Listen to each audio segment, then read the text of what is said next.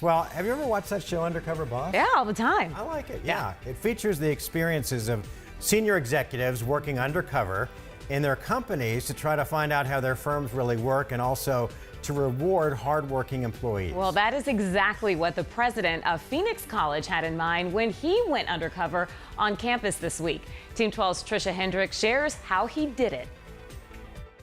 I decided to go undercover. Phoenix College president Dr. Larry Johnson goes undercover, disguised as a groundskeeper and maintenance worker for several hours to see what's really going on across campus. Kind of a role that people may not look at as desirable, but it is one of the most critical roles at the institution. The premise of his plan came from watching the TV show Undercover Boss. He got up to me and he was like, "Oh, hey, can I ask you a couple of questions?" And he asked how the groundskeepers here provide a role here. It was a little disarming at first, but I thought I answered just fine. That's the smallest mechanic you're able to identify in a Phoenix College, like a beautiful campus. Even smallest function plays a huge part in a Phoenix College in representing identity. Here's what he found out. They are engaging with students.